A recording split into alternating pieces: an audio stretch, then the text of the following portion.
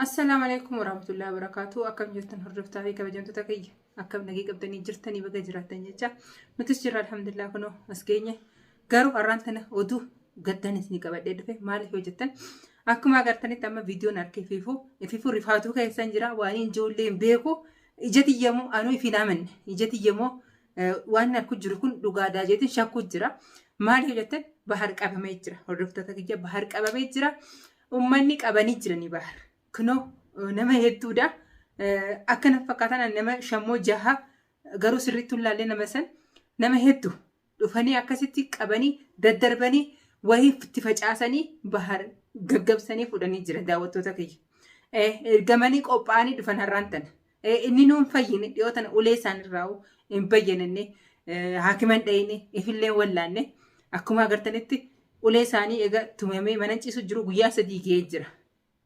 Anis viidiyoo isin maruutti hin jiru maaliif isaan olii gad qabu jira mana keessa nama koobullee itti finne ni koobnaa jenneeti xiqqoo abu bulnaan jeeti namtichi akkasi biraa deeme bishaan ogaa akkana itti qaqqabu jira. Har'aan tana eega gabbahee afaan magriibaa wahiin bitadhaan jeeti gabbahee bilbilisaa oguma san xiqqoo dhaabbatee bilbilisaa hidhaate anuu kalas ni dhufaa jeetumaan eeguu jira. Kunoo ammaan tana fajaa viidiyoon arge akka qabamee jiru. Eegas bilbila isaa hogguu dhibbata akka dawwaluun dhabu bilbilli isaa cufaa jira. Balloollee itti balloollee bilbilli isaa cufaa naan jaa. Viidiyoo irra garuu balloon hin mul'atu baarii mul'ata. Balloo ati ho'isa kutte. Ati si qaban immoo maali? Bilbila maaliif cufataa obboleessa kiyyaa? Namni tokko na cinaan jiru ni beekta. Sumaan abdaddaa rabbii gaditti sumaan abdaddaa. Akka obboleessa tokko na cinaa sumaa jira. Har'ammoo bilbilli kee maaliif cufame? Atis kophaa si fuudhan immoo akkami? Yoo jiraatte ni jira naan jee obboleessa kiyyaa. Ani amma waan hin godhu wallaaleetti hin jira. Nama lamaan bahaaris kunoo viidiyoon agarsiisan viidiyoo gadhiisanii jirtan agartanii jirtan daawwattoota kiyya. Balloon maal ta'e? Isas ni qaban ani shakkeetiin jira. Yoo jiraate balloon hin jira naan jee. Ani amma waan hin godhu wallaaleetti hin jira. Amma naasuniin viidiyoo kanallee waraabadde. Maaliif yoo agartan hundi keessanuu agartanii jirtan daawwattoota kiyya. Bahaar nama meeqaan as darbanii achi darbaniiti dadhabnaanii wayiitti facaasanii gaggabsanii jechuu kiyya. Akkasii hordoftoota kiyya du'aa ilaa godha ani waan hin joombeeku amma ilmaan kiyya ciccisanii jiranii madrasaa qabanii boru.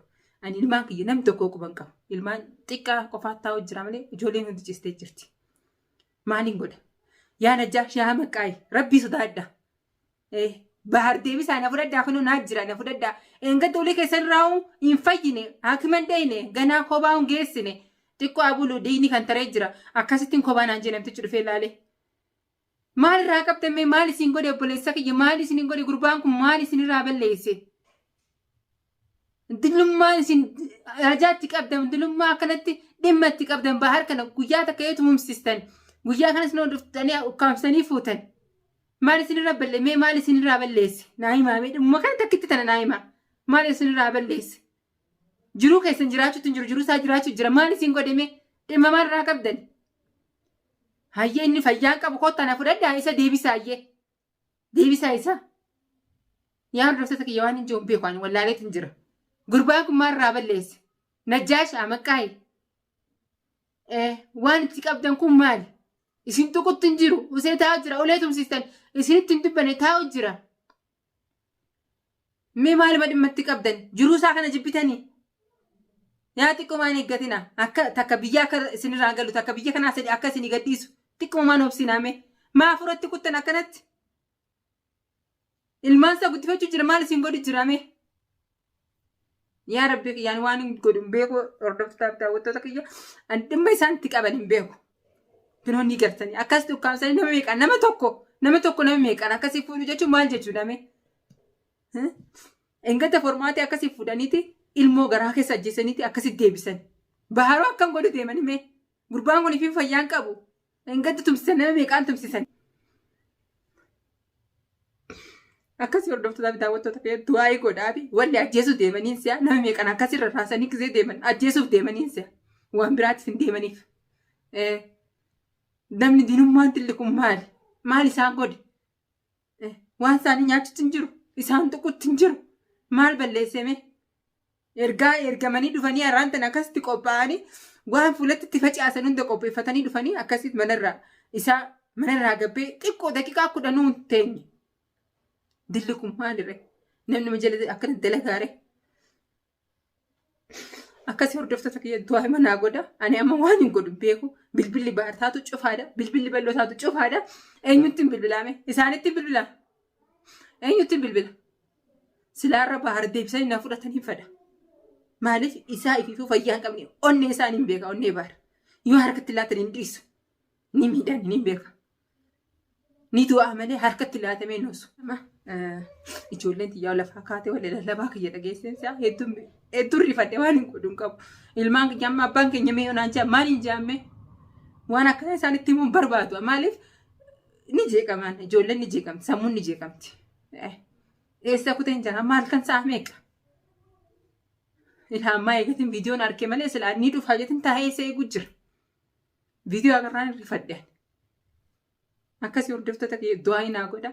Ani waan hin godhu wallaaleetiin jira balloo jiraate balloo ofitti hin dirmachiisu balloonis bakkee kutee naagarree usee jira innillee isas yoo filatiinis hin beekure namni akkamitti telefoona cufatee usaaree yoo nagee qabaate baarillee agarsiisanii akka ani harkoo akka garaan na gubatu qilleensa ol baasanii irra isaanii akkas hin miidhu jiru.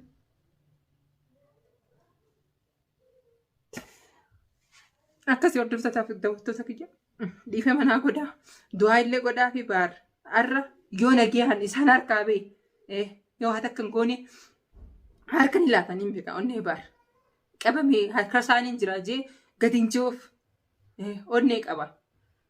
Garuu Najjaashii fi Maqaayii amma nageeyaan isin hin jaa dhaggeeffadha viidiyoo kan inni gartani. Gadhiisaa yoo gadhiistan baara. Bakkee sana eega geessan waa hunda isin obseetiin jira. Amma immoo obsan qabaani. Obsan qabu eega baarii na dhuftani obsas hin qabu. Waa hunda isinirraa usnii jira. Nagayaan bahar gadhiiftanii moo gadi hin dhiiftan? Yoo gadi daddaabee jaartii teessan akkasii fanniseete bakkee isin jirtan ni baasti moo ni baasti? Dirqiin baasti yeroo san. Ilmoo gadda kamana kana kaa'ee deebiseessan akkasittiin fanniseetiin si garsiisa. Atis Najjaash nagayaan gadhiisi bahar. Waan si godhi hin qabu. Anis ciiseen bulee danuu. Wallaallaa ciiseen bulu. Nagayaan qabdanii gadhiisa. Bahar onnee qaba isin harkatti waa ta'a. Otuu isin hin tumin isaan harka laatee ni jeestan yookaan kanaaf deemtan ni beektan bahar waan ta'e ni beektan isin hundinuu Maqaayii walaa Najjaash ni beektan waan bahar ta'e hojii nyaachifatan amala bahar ni beektan.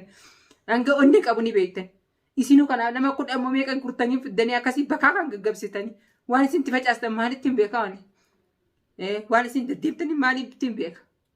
Saniifuu anis edanuu. Ciiseen bulu akkam wal faamna amma dhadhaa ofiin ta'a.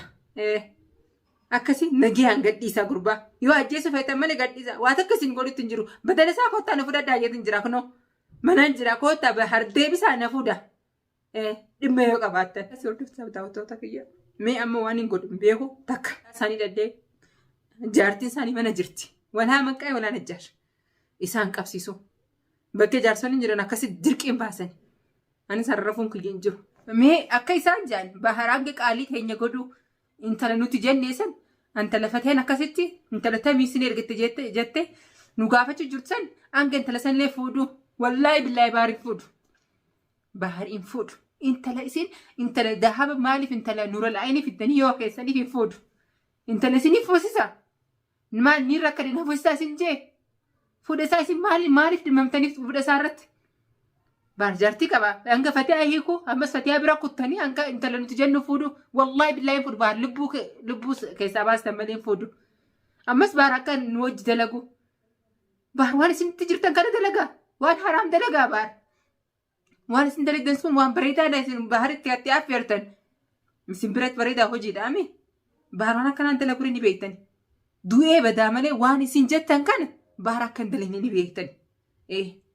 Hanga qaalii teenya isinuu rabbiin sinaa gargaaru jechuun jira wanti jirtan kan. Waan nagaa seetaniiti bahar hanga hojii dalagu. Maal dalaga baar isin wajjin dalagu. Fuudhas isin hin beektaniifi. Bahar fuudha jaartii qaba ilmaan qaba alhamdulillah. Ni rakkadina fuusisaa isin hin jenne obboleeyyan gayya. Ifi fuudhaaree yoo feetan fuudha san intaluma bahar na fuusisaa jettu san as baasaan agarsiisaayyee. Isuma saniin baraanuu agarsiisaa. Garuu biraashin lubbuusaa baasuu deemtan. Silaa xiqqoo nama obsitan naannoo biyya tana kan isaan isin irraa baasa. isinirraa galcha. Maanaan obsinaa xiqqoo. Maa afuran ukkuttan maa jiraachuun dorktan jiruu teenya jiraachuun jirra. Jiruu teessan jiraachuutti hin jiru baara. Dila kana baarumarraa bu'uu dittanii akkanatti isuma jala halkanii guyyaa waan dalittaniif maali? Obboleeyyan kiyyaa waan baharraa gabbuu dittan kun maali? Mee hordoftoota keessanillee harka. Intala isaan jaan bahar meeshaan taane nama isaan olii qaqqabanii taane intala isaan jaan akkamiin fuudhaaf? Kamiin talte jinni taatus ni taatu maaliif beekna nuti? Baar fuudhan akka dina fuusisaan jenneeni. Maaliif hin fuune rakkoo fuudhaa qabaattan? Baar akka hojii dalagu maal dalagaa baar? Dalagaa kaanuu ka dalagu jiruu dhorkitanii mana galchitanii maal dalagame? Waan haraam dalagaa isin wajjin. Lubbu namaa gurgura. Dalagaa silaa nagaan dalagu jiru dhorkitan mana galchitan hayyee jennee usne. Obsu jirra. Garuu amma obsa keenya nu fixachiistan. Onni kana madeessitan anifa. Amma gabaabduu nageeya. Naa deebisaa manatti. Kunoo anniin jira. Anaatu isin qabe kanoo. Koottaa badala baar na fudhadha. Na fudhadhaa koottaa. Edanuu mana taa'ee isin eegaa. Garuu Najjaash Amiqaa sa'aata akkan isin qabe. Yoo mana deebisu baattan amman qismii fuudhee mana keessan gojjoo san beera keessaniin gursisaan. Lubbuun caaltu. Atis ilmaan afuran kee agarteemi. Kajaartirra dhiistee asii olii gad deemtee waa daleettu kan. Atis ilmoo kee lameen san. Gadda fideetiin sodaa rabbiin na keessa jiraasi deebisee makluuq namaata kan beeku jee. Garuu jaartiteetti dhamaatu sanii fi ilmoo kee kan yoo idanuu nagaan bulanga ani fatee hamti. Akkasii hordoftaaf daawwattoota kiyya du'aa inaa godha ammaan tana xiqqoon isaa eegeetiin yoo isaan dhufu baatan anis gabbeetina idanuu ciisee hin bulaan. Garaa kamtu naa ciisa waan akkamittiin ciisa. Akkasii du'aa inaa godha hanga viidiyootti walitti dhufnu assalaamu alaikum warahmatullahi wabarakatuh.